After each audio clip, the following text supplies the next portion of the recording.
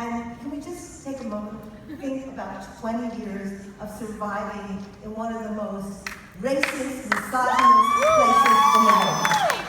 Yes. And just hugest congratulations for 20 years of radical, breathtaking work. I am in love with African American Policy Forum, and I'm honored to be on the board. And I just want to say a shout out to Luke, who I just think is one of the most beautiful men, and he's doing some of the most gorgeous work on gender and racial justice. I've seen firsthand the concrete, hands-on work of fighting gender and racial justice through Say Your Name, and I want to honor the mothers who are here tonight, who I love so much, of the women who sadly go by the police. I've seen their work in Not in Our Name, and the profound and transformative summer camp, and all the national town hall meetings they've done. And I've watched Luke and Devin, as I said, do extraordinary work with gender and race. I've had a first row seat watching Kim Crenshaw rise into her most powerful self and voice, standing firm for Black women and all women of color in the face of attacks, criticism, indifference.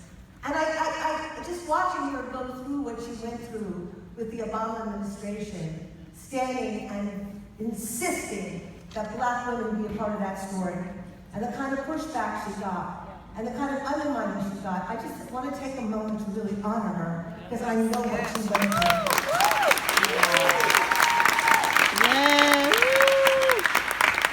Her steadfast devotion and commitment to making women of color visible, to making your pains and oppressions tangible, to insisting that the murder of Black women by police be taken as seriously as the murder of Black men, to fight to make sure that Black girls don't get left out of the equation when the focus is on Black boys. She's a powerful leader because her passion for Black women and women of color is at the center of her being and beautiful, loving heart. And like a dog with a bone, she will not let go until every woman of color is heard, seen, nurtured, lifted up, and has a permanent place at the table, or is finally able to build a new table where we all get to sit. Being Kim's friend has been one of the great gifts of my life. Our friendship since 9/11 has been education, excitation, initiation, and elevation. I am inspired daily by her insights, and I will go as far as to say that I probably think she's the smartest woman I know. Her insight, her genius, her way of framing things, of structuring things, of understanding things, I am lifted up by her dogged determination, her integrity, and her intensity. And I am made better by her sense of fairness and truth. And honestly, we have an amazingly good time, and we dance a lot. I am really, truly honored to receive the Virginia Tour Award. And reading up on her, I was so moved by her journey and story. She, like every white person born in America, began as a racist. The difference is, she let herself be changed by experience. At first, perhaps not so willingly. There's a story of how she was at Wellesley College. They had a program where they rotated tables in the cafeteria every week, so you were forced to sit with people you didn't know. When she found out she had to sit with Black women, she refused. This is a woman who was brought up in Alabama, and up until that point, the leaders of the KKK were defending her Southern womanhood. When she refused, she was told she would have to leave the college. So, she changed her mind. And she credits this moment with the beginning of her becoming a civil rights defender. Side note to anyone who questions the power and necessity of affirmative action programs.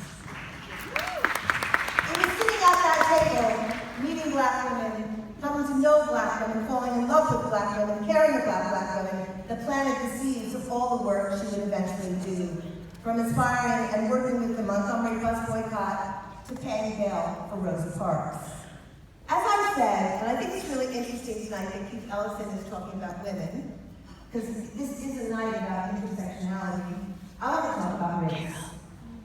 Every white person in this country is born into a racist world and will probably begin as a racist. The work is not to pretend that isn't true. The work is to unmake yourself, decolonize yourself, and to engage in this project as if your life depended on it, because it does. Consciousness comes in stages, in layers. Strip one away, and another layer meets and appears. It's a life project, and it requires every bit of your being and devotion, which is why I do not believe in the word ally. Interesting. Wow. Ally implies I am helping you with your problems, and the struggle to end racism is actually the problem of white people, in the same way that ending violence against women is the problem of men. Yes!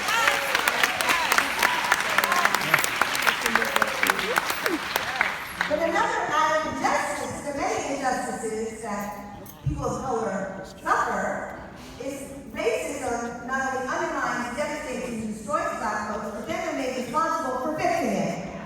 What? Solidarity implies it's our problem. All of our problem, but mainly white people's problem. That we are in this equally together. Allyship suggests distance and comfort. Solidarity implies something more daring, more direct, more radical, more consuming, more committed, crossing lines, taking the struggle upon ourselves, making it our own, doing the hard, painful work of excavating the history embedded in our DNA, to find our way to the table, to know black people, to be in relationship with black people, to be in solidarity. Solidarity means I am in this struggle as deeply as I can be in any struggle. There's something easy about being an ally. When the going gets tough, you can step away. There's something patronizing about being an ally. Right? It reminds me of the word tolerance. I hate that word. Oh my God. It Say it. implies that I am Say tolerating you, giving me the position of authority to be the one who tolerates. Tolerate is not the same as accept or love or become. Ally implies an inside and an outside. Solidarity is a bond of unity between individuals united around a common goal or against a common enemy, the enemy being racism. I want to speak to my white sister